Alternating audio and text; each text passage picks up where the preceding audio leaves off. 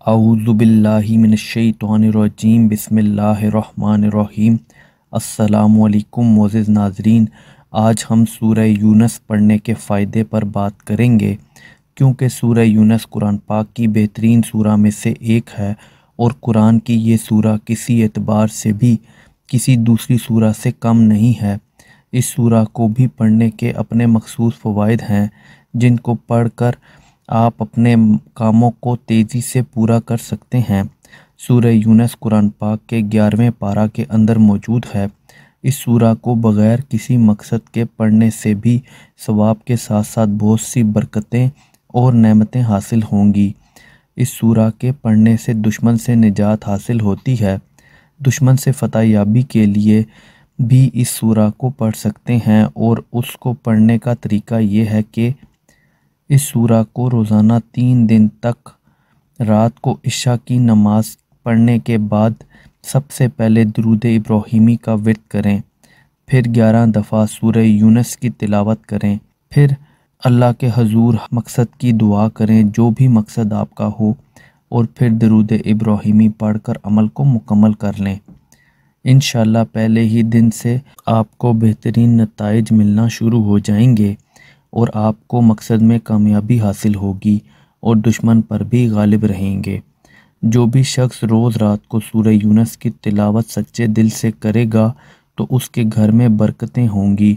سورہ یونس کو پڑھنے والے شخص پر یا اس کے گھر پر دیو پری یا پھر کسی بھی جن سے نقصان نہیں پہنچے گا۔ قبر کی منزلیں آسان ہوں گی اور ہر طرح کے رنج مصیبت پریشانی سے نجات حاصل ہوگی۔ اگر کسی بچے کو نظر بہت لگتی ہو تو سورہ یونس پڑھ کر اس بچے پر دم کر دیں، انشاءاللہ بچے کو بد نظر سے نجات حاصل ہوگی۔ اگر کسی کو کوئی رنج مصیبت یا پریشانی ہو تو اس سورہ کو 13 بار کسی بھی نماز کے بعد اول و آخر درود ابراہیمی کے ساتھ پڑھیں۔ کسی بھی نماز کے بعد پڑھیں، انشاءاللہ 13 دن میں پریشانی سے نجات حاصل ہوگی۔ اگر کسی پر ناحق مقدمہ پڑ گیا ہو اور وہ چاہتا ہو کہ اسے نجات حاصل ہو تو سورہ یونس روزانہ عصر کی نماز کے بعد اول و آخر درود ابراہیمی کے ساتھ پڑھیں، انشاءاللہ نجات حاصل ہوگی۔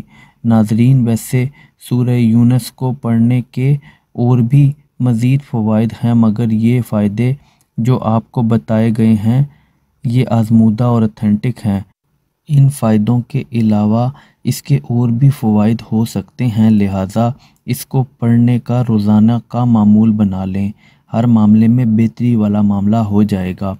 اس سورہ کو کوئی بھی پڑھ سکتا ہے۔ اس کے کسی بھی قسم کے عمل کو کرنے کے لیے کسی بھی قسم کی اجازت کی ضرورت نہیں ہے۔ خواتین مخصوص ایام میں سورہ کو نہ پڑھیں تو بہتر ہے، مجبوری کے تحت آپ اس سورہ کو پڑھ سکتی ہیں۔ ویڈیو پسند آئی ہو تو ویڈیو کو لائک کر دیں۔ مزید اسلامک ویڈیوز اور وظائف کے لیے ہمارے اس چینل کو سبسکرائب کر دیں۔ اللہ حافظ۔